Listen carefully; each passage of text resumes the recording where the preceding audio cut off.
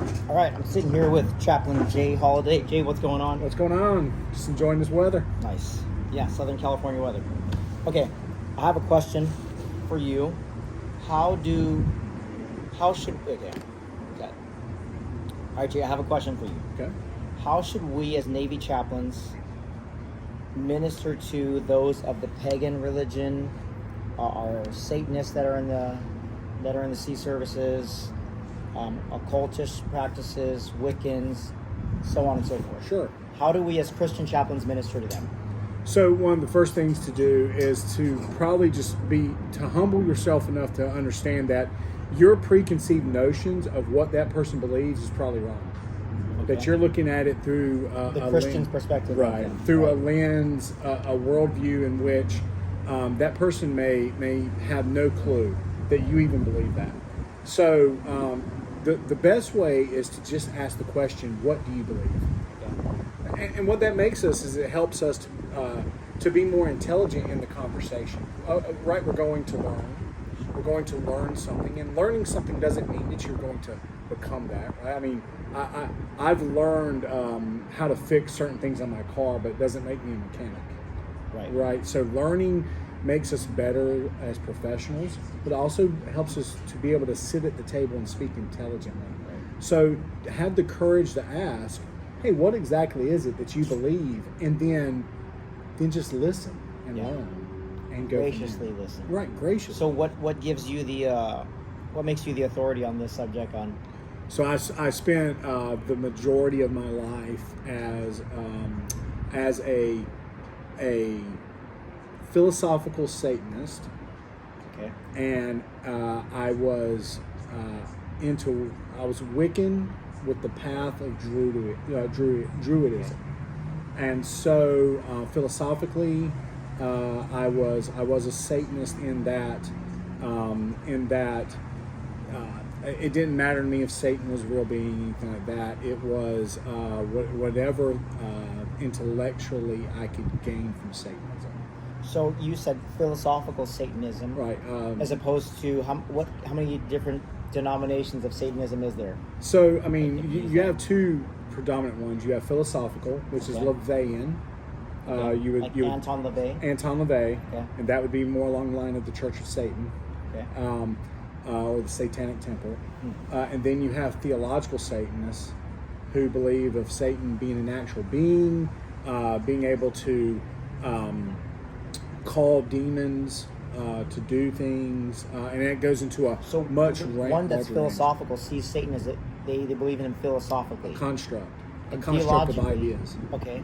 And theologically, they believe that it's actually the actual worship of Satan because they believe he's real. So it's worship, but it's also usefulness. Okay. In that. So understand that is so philosophically. That would be more along the line of where Christians have and Judaism has the Ten Commandments. Philosophical Satanists have their Ten Commandments also. Okay. And when you where put them do we next, find these Ten Commandments? you can actually find them on the Church of Satan. They have theirs up, or the Satanic Temple, or and I mean, if you are one who your faith is strong enough, you can read the Satanic Bible by Anton LaVey, and that's available. Do you recommend that Christians? No, I do. Yeah. No, if your faith is not strong enough, but you can, if you want to just understand the basis of that, you can just a Google search and it'll be that, and that's a surface level. That's a surface level skimming of that. I mean, I could talk for a long time about my story. Yes. About the examples and the experiences I had in occultism, in paganism, that goes from just an intellectual to real life events. Yeah. So, but no, I would not recommend because it does open you up. It opens you up. Yes. And I mean, there are still things that I stay away from today because I know how it can open up. Absolutely. Well, Jay, I wanted to gather your thoughts on how chaplains, new or old, could minister to those sailors and Marines in their units that they mark pagan. Sure. And then secondly, what makes you authority? But lastly, what would your advice be to sailors and Marines or soldiers, airmen, coasties, who have messed with things like Ouija boards, tarot cards, Yes. palm reading, Yes. all the things that we see when we pull into port and they go, that's cool. Yeah. What's your advice to them if they've exposed themselves to those things? Sure. That things that can seem innocent can be doorways into darker things. Crystals. Isn't it just a game, like Oh, a yeah. Magic 8 Ball? I mean, it's just a game. Just a game, or the Ouija's made by Parker Brothers. Or table lifting. Right, or candles, candle Light as a feather. candle ceremonies, or crystals, or anything like that. You have this idea that you got to understand that in that the ritual is the thing. Right. The ritual is the thing. It is the ceremony that has the power. So it's the ceremony. And so, what kind of danger could happen? Let's just say, 19-year-old Seaman Schmuckatelli is like, Sure. what's the big deal? We're in the berthing and we're playing with the Ouija board. Sure. What's the danger of that? That if you are open to that, it can open you up to the darker things, to the demonic, And that which can. And they say, well, what does that mean to me? I don't care. Yeah. And Then that's where we can begin to talk about. That's where we can begin to talk about beliefs. okay. Seriously, we can. Yeah. They go, oh, I don't care. I don't believe in that stuff anyway. Oh, well, then what do you believe? Right. And a segue. Oh, well, then what is it you believe in? And the understanding that of course as chaplains we're there to listen, we're there to care for all, but it may be in that question that we're given more opportunity for caring. Great example I can give, and I can give it because I'm not using names, but the theological Satanist who came into my office over a personal issue. And the first thing he said was, chaps, you probably wouldn't even want to talk to me. I don't believe in what you believe in. Judgment. And my question was, well, what do you believe in? And he says, well, chaps, I'm a Satanist. And I said, okay, tell me more. Sure. And the look on his eyes was like, With no judgment. no judgment, tell me more. Yeah, great. So we spent an hour and we talked about what he came in first for first, Right. but then it led into a conversation in which he was able to explain, and that one conversation brought him back next week to continue the conversation, and then about the third conversation, that service member turned to me and said, well, chaps, you've heard what I believe. What do you believe?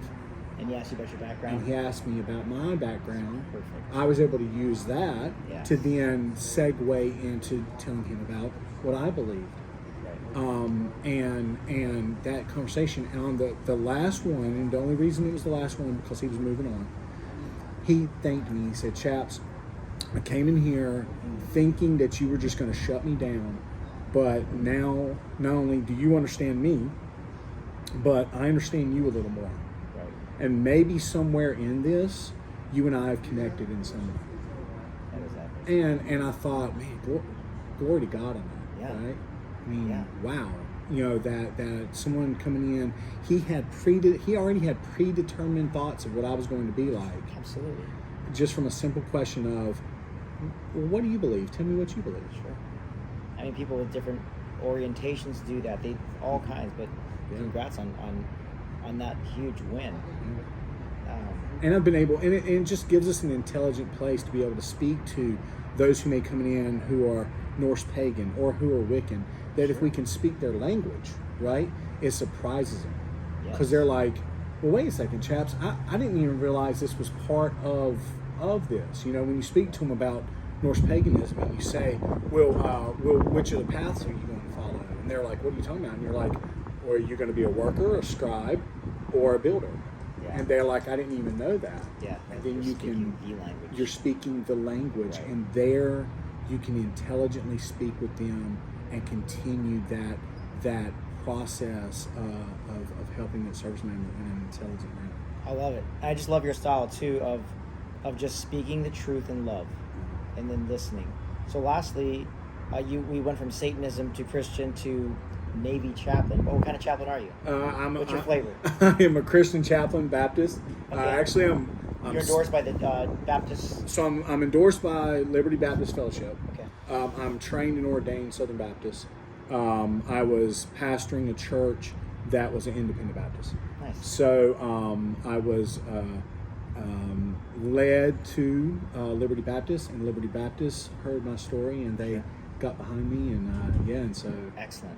I went from a philosophical Satanist who was following the path of Druidism, spiritually, to where I'm at now, loving life. Heck yeah.